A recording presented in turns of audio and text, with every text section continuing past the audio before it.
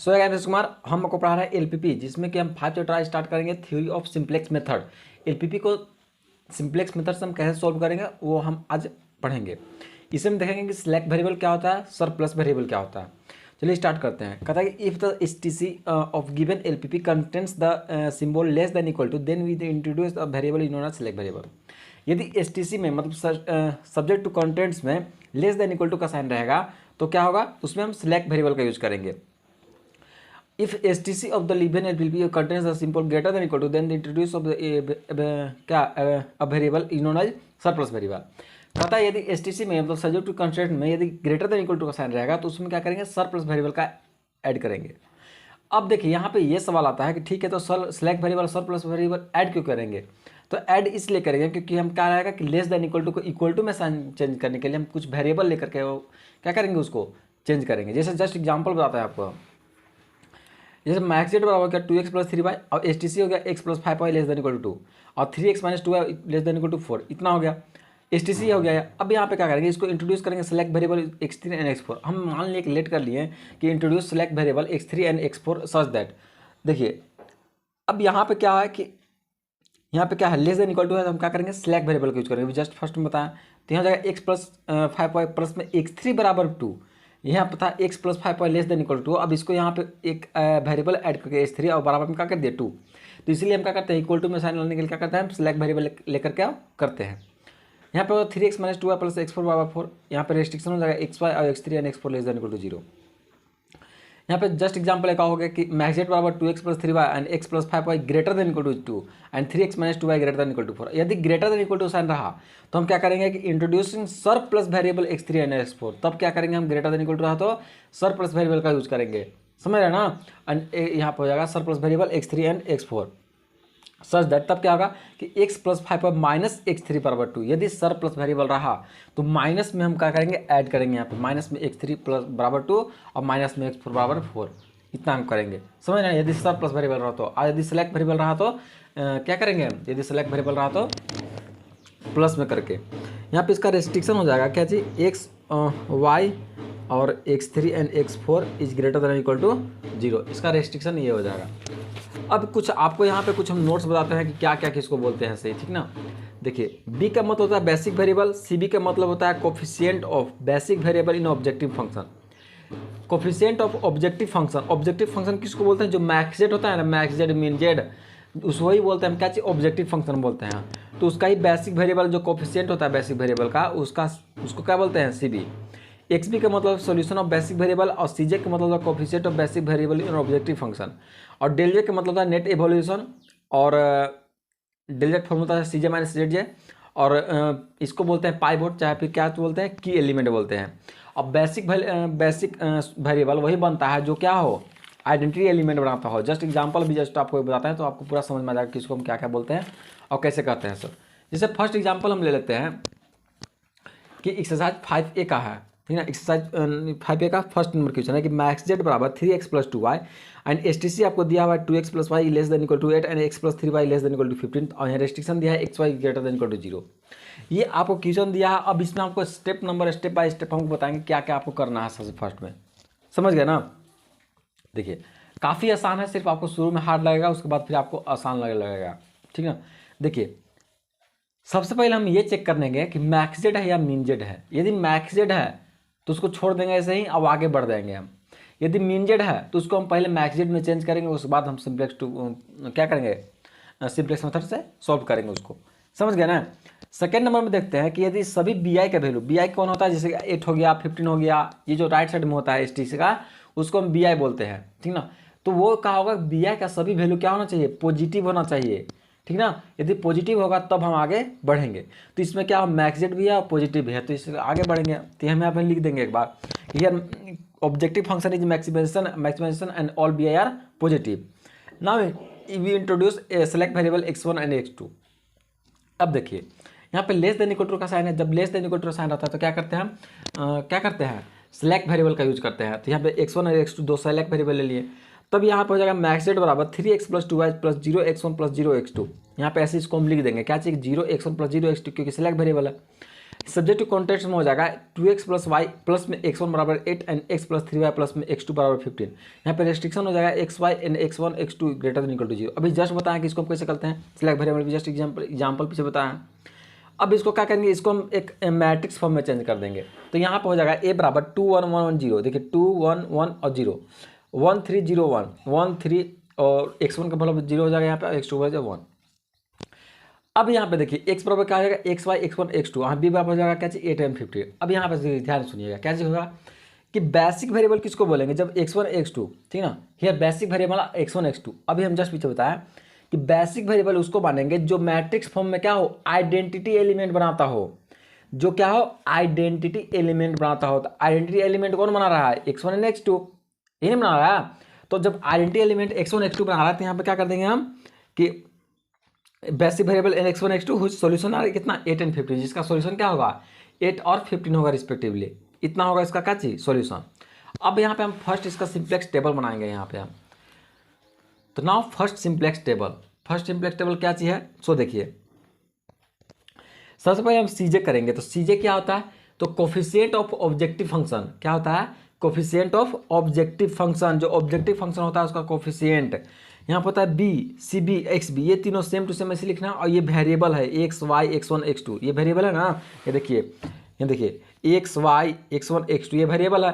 और coefficient of सीजे क्या होता है, सीजे था ना coefficient of basic variable of objective function. Basic variable क्या हो, ऑब्जेक्टिव फंक्शन, मतलब ऑब्जेक्टिव फंक्शन का जो क्या हो कोफिशिएंट क्या है 3200। तो वही चीज़ हम यहाँ पे देखिए लिखे हुए हैं, क्या चीज़ 3200 ऑब्जेक्टिव फंक्शन का कोफिशिएंट। अब यहाँ पे देखिए ये वेरिएबल लिख दिया यहाँ पे X C B X B और एक्स वाई इतना वेरिएबल लिखते हैं, इसको बोलते हैं मीन रेशियो। मीन रेशियो का मतलब होता है x b upon x j होता है इसका formula, x b upon x j. अब यहाँ पे देखिए बी क्या होता है, बी होता है बेसिक वेरिएबल, बी क्या होता है बेसिक वेरिएबल। अब बेसिक वेरिएबल कौन होता है, जो आइडेंटिटी एलिमेंट बनाता है। तो आइडेंटिटी एलिमेंट कौन बना रहा है, x1 एंड x2 बना रहा है, अभी जस्ट बताएं पीछे। अब सी बी का मतलब क्या होता है, तो basic variable, sorry C B का मतलब क्या होता है basic variable of objective function. जो ऑब्जेक्टिव फंक्शन है उसका बेसिक वेरिएबल क्या है, कोफिशिएंट ऑफ बेसिक वेरिएबल। देखिए coefficient of basic variable in objective function क्या होता है, सी बी होता है। तो 0 0 है, तो यहाँ पे हम 0 0 लिख दिए। एक्स बी का मतलब होता है क्या चीज कि एक्स बी का मतलब है बेसिक वेरिएबल का सॉल्यूशन, मतलब सॉल्यूशन ऑफ बेसिक वेरिएबल। तो बेसिक वेरिएबल क्या है मेरा x1 और x2 और इसका सॉल्यूशन क्या है 8 एंड 15 है, जस्ट पीछे बताएं हम, ठीक, इतना हम लिख देंगे। अब इसको हम क्या करेंगे, इसको भरेंगे कहाँ से, जो मैट्रिक्स में लिखे थे वो भर देंगे। 2 1 1 0 1 3 0 1 क्या है, देखिए 2 1 1 0 1 3 0 1 है ना मैट्रिक्स फॉर्म में, इसको हम यहाँ पे लिख दिए। इतना समझ गए। इतना करने के बाद हमको निकालना है डेल जे। डेल जे क्या होता है, तो सी जे माइनस जेड जे होता है। जो सी जे है उसमें सब माइनस क्या कर देंगे, जेड जे को माइनस कर देंगे। और जेड जे बराबर होता है क्या चीज, सी बी इंटू एक्स आई, सी बी इंटू एक्स आई। जेड जे बराबर क्या होता है, सी बी इंटू एक्स आई। अब इस पर हम फॉर्मूला लगाते हैं। तो सी बी मेरा ये है और एक्स आई मेरा देखिए x1 x2 x3 x4, यानी एक्स आई का मतलब क्या चाहिए कि x1 x2 x3 x4। अब इसको पारा मल्टीप्लाई करेंगे और इसको सब माइनस कर देंगे सीजे से। तो यहाँ क्या देखिए 2 0 0 प्लस में 1 0 0, तो 0 0 0 प्लस 0, तो 3 माइनस 0 प्लस 0 बराबर 3। यहाँ पर भी वही काम करेंगे 1 0 0 3 0 0, तो 2 माइनस 0 बराबर 2, 1 0 0 0 0 0, तो 0 माइनस 0 बराबर 0, 0 0 और 0 0, तो 0 माइनस 0 बराबर 0। ये समझ गए डेल जे कैसे निकालने से। अब निकालेंगे मीन रेशियो। मीन रेशियो क्या होता है, एक्स बी अपॉन एक्स जे। उससे पहले मीन रेशियो पहले क्या करेंगे, इसमें हम क्या करेंगे इनकमिंग मानेंगे। तो इनकमिंग किसको मानते हैं, जिसका डेल जे का वैल्यू क्या हो सबसे बड़ा हो उसको हम क्या मानेंगे इनकमिंग मानेंगे हम यहाँ पे। तो डेल जी का वैल्यू क्या है इनकमिंग, यहाँ पे ये होगा, समझ ना, क्योंकि सबसे बड़ा वैल्यू क्या है 3 है, तो इसको हम मानेंगे इनकमिंग, ठीक ना। अब यहाँ पे देखिए क्या करेंगे, अब इसको में से इसको डिवाइड करेंगे, इसको में से एक्स बी अपॉन एक्स जे फॉर्मूला है, तो 8/2 हो जाएगा यहाँ पे और 15/1 हो जाएगा। अब इस देखिए आउट गोइंग किसको मानेंगे, तो मीन रेशियो में आउट गोइंग मानेंगे। और किसको मानेंगे, जो सबसे छोटा हो, क्या हो आउट गोइंग, इसको मानेंगे जो सबसे छोटा हो। तो ये सबसे छोटा है तो इसको मान देंगे आउट गोइंग। अब दोनों का कॉमन एलिमेंट देखिए, इधर से जाते हैं तो यहाँ पे मिलता है, इधर जाते हैं तो यहाँ पे मिलता है। ये देखिए ये कॉमन है तो इसको हम क्या बोलेंगे की एलिमेंट बोलेंगे। जो कॉमन रहेगा उसको हम क्या बोलेंगे की एलिमेंट बोलेंगे, ठीक। और जो की एलिमेंट के जो रो रहेगा, ये देखिए ये रो है मेरा, इसकी एलिमेंट के रो वाला को हम रिप्लेस कर देंगे उसके कॉलम से। रो को क्या कर देंगे कॉलम से रिप्लेस कर देंगे। तो x1 is replaced bye x यहाँ पे हो जाएगा, ठीक ना। तो यहाँ लिखेंगे all del J less than equal to 0 and x1 is replaced by x। अब यहाँ पे देखिए आगे क्या करेंगे सब, ध्यान से सुनिएगा। ये टेबल तब तक हम बनाएंगे, ऐसा टेबल तब तक बनाएंगे जब तक डेल जे का वैल्यू क्या हो, लेस देन इक्वल टू 0 ना आ जाए, मतलब 0 चाहे 0 से छोटा ना आ जाए, तब तक हम क्या करेंगे, इस टेबल ऐसा बनाते रहेंगे। इतना समझ गए। सेकेंड नंबर में क्या करना है कि जिसको की एलिमेंट मानेंगे हैं उसको हमको ऑपरेशन लगा करके इसको 1 लाना है और इसके कॉलम के बाद बाकी सभी को 0 लाना है। इतना समझे, इसको हम 1 लानेंगे और इसमें हम 0 बनाएंगे, इसको समझ गए ना। अब आगे देखिए का कैसे 0, यहाँ 1 कैसे आएगा, तो R1 ओल्ड देखिए नहीं, R1 ओल्ड मतलब R1 रो है ना, यही ओल्ड मतलब पुराना ओल्ड।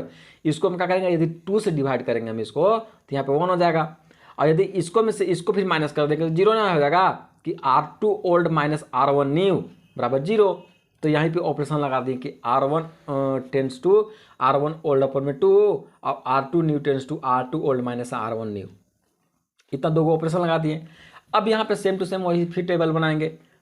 यहाँ पे B C B X B X Y x1 x2 लिखेंगे। यहाँ पे बी मेरा क्या चीज़ था, x1 को हम रिप्लेस कर दिए थे x से, तो यहाँ पे x हो जाएगा, यहाँ पे x2 हो जाएगा। x का देखिए क्या है ऑब्जेक्टिव फंक्शन का, क्या है ऑब्जेक्टिव फंक्शन का बेसिक वेरिएबल कोफिशिएंट 3 है, तो यहाँ 3 लिख देंगे।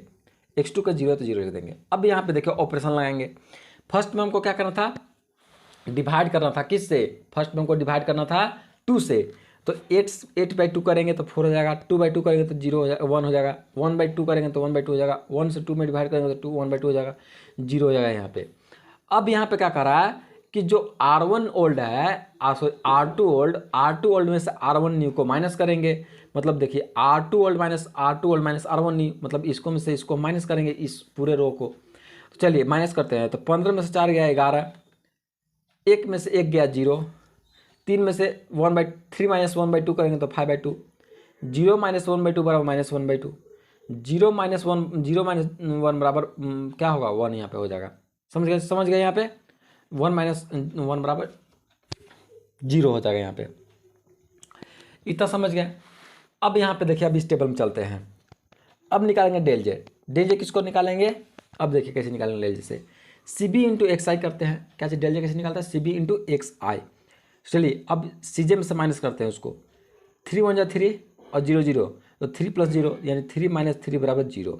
इसको में आते हैं 3/2 प्लस में 5/2 इंटू 0 बराबर 0, तो यानी 3/2 सिर्फ बचा, तो 2 - 3/2 बराबर 1/2।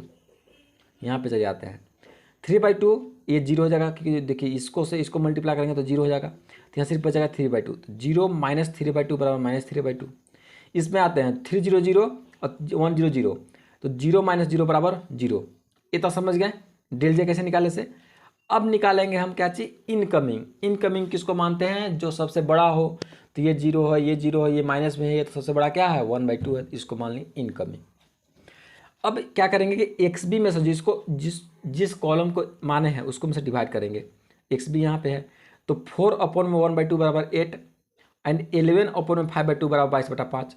अब इसमें से आउट गोइंग किसको मानेंगे, जो सबसे छोटा हो, तो ये सबसे छोटा है तो इसको मानेंगे आउट गोइंग।